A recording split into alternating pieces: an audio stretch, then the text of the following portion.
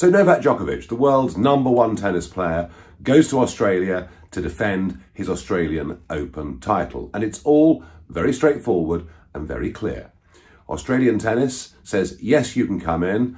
And if you look at Victoria state law, and here it is, makes it perfectly clear that one of the exemptions from having to quarantine when you get into Australia is having had COVID within the last 6 months, and of course, testing negatively. Back in December, Djokovic had COVID-19 and he's got the PCR results to prove it. So he flew to Australia believing there wasn't a problem at all. Now, perhaps it's not surprising that some Australians, given his high profile, weren't very happy about this because they'd been one of the most locked down countries in the world. Not, of course, that that's made any difference to the outbreaks that come wave after wave. But it's then that big government, big, bullying, nasty government intervenes and the federal government goes over the top of Victoria State. And Scott Morrison, the Prime Minister, says there must be no exemptions for anyone. Well, just read what Victoria State law says. If you're flying into Melbourne, it's perfectly clear. And I'm pretty sure that if he hadn't been the #1 tennis player in the world, there just wouldn't have been a problem. The most astonishing thing with all of this is how few people are prepared to speak out. How the broadcasters are making out that somehow Djokovic is a threat to public health. Well, he absolutely isn't. As we know, it doesn't matter whether you've had 1, 2, 3, or in Israel 4 injections of this vaccine, you can still catch it, you can still spread it. So provided you tested negative, met the rules, I cannot see what the problem is. Now, I do know the Djokovic family, and I have spoken to them this morning at some length. And here's what happened. He was actually arrested. I mean, be in no doubt about that, he was arrested. His wallet has been taken. His mobile phone has been taken. He's been put into a rundown hotel, which is more akin to a prison, although I think the food is probably somewhat worse, which for a very fit athlete must be a very unhappy state of affairs. And worst of all, the Australian Home Affairs Minister, Karen Andrews, gives a press statement and says he's free to leave when he likes. Well, that is not the true situation. Absolutely not. Because if he was just to leave, he'd be banned from going back to Australia for the next 3 years, which would put him at the age of 37, which for winning Grand Slams is difficult. And that's why he has to go through this appeal process. He has to go through this ruling that'll take place on Monday. I can't prejudge what will happen, but it seems to me that Australia has lost any sense of liberty, any sense, frankly, of common sense. And I expect that he's going to be deported. But I will be talking to the family. I will keep you up to date. Oh, and by the way, fans that have been turning up outside the tennis tournament have been holding up Djokovic scarves and told they must hide them from public view. What has happened to Australia? And what has happened here to us? Why are the majority prepared to allow big government, in the name of fighting this virus, to take away our liberties and freedoms? Do you know, if they can treat the world's #1 tennis player like this, just think one day what they might do to you. It's Saturday, the 8th of January 2020. My name is Craig Kelly. I'm a member of the Australian Federal Parliament, a representative for the seat of Hughes in southern Sydney. And I'd like to take this opportunity to apologise for the appalling conduct of the Victorian State Government and the Australian Federal Government to the tennis player, the world's #1 tennis player, Novak Djokovic. What has happened to him is an embarrassment and disgrace to our nation. It has made our country an international laughingstock. It is purely local politics played out by the Victorian Premier Daniel Andrews and our Prime Minister Scott Morrison. Both of them are responsible for this disgrace and this embarrassment that they have brought upon the nation. It all goes back to a simple concept. These politicians, Labor and Liberal politicians in our country, are not following the science, they are not following the evidence, They are just playing politics. The only excuse that you can have for discriminating between a vaccinated and unvaccinated person is if the so-called unvaccinated person has a much higher risk of having COVID and spreading it to others. But the data that Scott Morrison and the data that Daniel Andrews doesn't read shows the exact opposite. Let's just have a quick look at this data that shows what a disgrace these two politicians have brought upon our country and how unjust and how abusive human rights what they are doing to the world's #1 tennis player at the moment.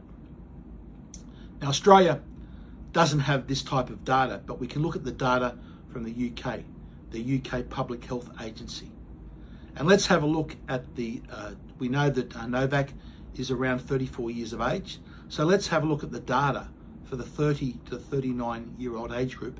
The latest data out of the UK that looks at the number of COVID infections in that 30 to 39-year-old age group amongst the vaccinated and the unvaccinated. Now, firstly, the raw data from the UK for the last 4 weeks of 2021 shows that there were 75,000 people in that 30 to 39-year-old age group that were not vaccinated that caught COVID. But the number in that age group that were fully vaccinated was over 393,000. Now, to be fair with the numbers, to get the actual relative risk, you've got to look at the number of people in the age group that are not vaccinated against those that are. And the UK data does that. So in the unvaccinated, we have 2,686. But for the fully vaccinated, the rate of infections is actually 138% higher at 6,383.9. We can also see on this graph, based upon the latest UK data, where the fully vaccinated are in the blue bars and the unvaccinated are in the orange bars. And you can see that for just about every age group, the rates of infection are substantially higher amongst the vaccinated than they are the unvaccinated. The vaccinated on this data have a greater risk of having COVID than the unvaccinated. So the UK data tells us that if you've been fully vaccinated, you are more likely to have COVID. And it's not just the UK data. If we look at data from other places like Iceland, and you can see here in this graph, you can see the data from Iceland. Again, it is showing that the rates of infection in adults for those that have been fully vaccinated are almost double the rates that those that have been not vaccinated. And it's the same from Denmark. Just look at this data from Denmark. We have 5,401 people with COVID, adults that are not vaccinated.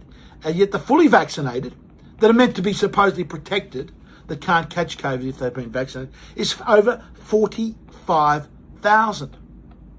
If we look at the relative risks there, we've got a 0.49 for the unvaccinated, but we've got triple 1.67 relative risk for those that have been fully vaccinated. The data is the same for other countries that actually put this data up, unlike Australia, where our medical and government bureaucrats hide the data from Australia. So the data is clear from around the world. This is a pandemic of the fully vaccinated. To exclude people from this country based upon vaccination status and to exclude the unvaccinated is completely contrary to the evidence. But yet, that is what these pathetic excuses of politicians have done. And in doing so, they have embarrassed our nation on the international stage. They have asked people, putting the question, why should Australia maintain the status of having our Grand Slammed open if this is how petty and parochial our politicians are going to be? There is no case for discriminating against people coming to this country based upon their vaccination status. But our politicians don't want to tell the truth. The Labor and Liberal Party in this country do not want to tell the truth about that, because they have been behind mandating and forcing Australians to be injected with its experimental vaccines. If they admit the truth, that the rates of infection are now much higher against those that have been so-called fully vaccinated, that is injected twice, they will lose so much credibility. So they would rather protect their own pathetic reputations and damage the reputation of Australia and Australians in the international sphere. So again, I apologise to Novak Djokovic on behalf of the Australian people and our Australian Parliament. I apologise to the people of Serbia. This is a disgrace, this is an embarrassment to our country, and it just shows how far our great nation has fallen under the guise of the Liberal and Labor parties in this country. You obviously shared your views on Novak yesterday. I wanted to ask more specifically, like you've spent plenty of times in hotel rooms over the last 12 months. How hard would it be if he does get cleared to play, like a guy like him who's so sort of regimented and has a routine, how hard is it going to be for him to be feeling sort of where he needs to be for round one? All I'm saying is, and I spoke about this yesterday, is that if he's allowed to play the Australian Open, I don't want any bar of him. I reckon he's going to be pissed off. He's going to be like very determined to play well and stick it to everyone of what's going on. And I don't want any bar of that Novak. So I think he'll have no problem preparing. I think that this is just all added fuel for him, in my opinion.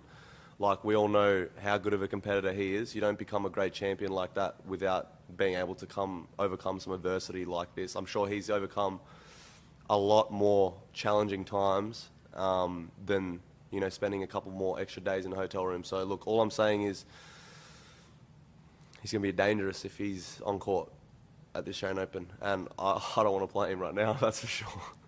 Someone else can have that task. We've already said a little bit about Novak's situation. Do you feel that how do you feel about the way it's been handled? Should he have been given clear instructions much earlier so that he knew where it was, and so that we're not all going through this who knew what happened? Look, I don't know. Like, I'm Nick Kyrgios, bro. I'm a tennis player. It's not my job to comment on all this. I think the media, I'll put it this way, I think the media's done a poor job with it. You know, like, it's like if someone has an opinion, you're either for or against it. Like, do you know what I mean? It's just like, I don't think that, you know, obviously it's a bit of a mess with what's going on, and I just don't think we've gone about it the right way. That's just my opinion. I don't want to speak too much on it because it seems to be what everyone's speaking about, like media speaking about. It's just too much at this point. Honestly, I hope that it all gets sorted as soon as possible. Like, for the sport, we need him here. It's that simple. Like, he's one of the most influential sports people probably of all time. For the sport, I think, as I said, if he's ready to play and he's allowed to play, I think it's, in a way, good for our sport with all this attention, because probably the Australian Open won't have as many views as it's ever probably had, you know, if he's able to play. But I just want it to end, and I want, like, I don't know, I'm feeling for him now. Like, it's not really humane, is it, what's going on? I don't think, like, it's just, if this was a normal person, they wouldn't have to deal with all this sort of media side of bullshit. Like, it's hard, his life's probably hard enough as it is. And I know what that's like, so I just hope it all gets sorted soon. Okay, next question. Nick, just one more on Novak. I know you just said you think he's been treated sort of inhumane at this point. Do you think, like, have you reached out, or is that something that you would consider doing to him? Well, I don't know if we're on talking terms. Yeah. But that's the funny thing. Like, me and Novak actually used to be like friends. We used to practice at events. And again, the media has kind of divided us as well. Like, they've just blown it out of proportion with some things, like, and now it's almost made it 30 times worse, where it really wasn't that bad. Like, I remember Novak was actually one of the only players when I was young that came towards me and said, if you ever need anything, like, feel free to reach out and I'll be open to help. And we continued to practice together in Rome. Like, I had a great story. I forgot my practice shoes one day in Rome, and I ended up playing in Air Force Ones, and I actually beat him in a set. But, like, you know, like, I feel like he's helped us as well. Like during the bushfires, he was, you know, supportive. He was helping us out. Like we're so quick to forget. I feel like, well, the media is so quick to forget, so quick to jump on things like this and forget that he's actually helped us. Like he's reached out. He didn't have to do that. Most athletes wouldn't do that. Like they're selfish. Most athletes are. So I don't forget that. So I just feel like it's like I could use this as a publicity stunt. Like I could just agree with the general person and say, yeah, like this isn't good, and use it as but I don't think that's right. That's why I'm using my platform now to say, like, we've got to do better. We have to do better. Okay, thanks everyone. We'll finish there.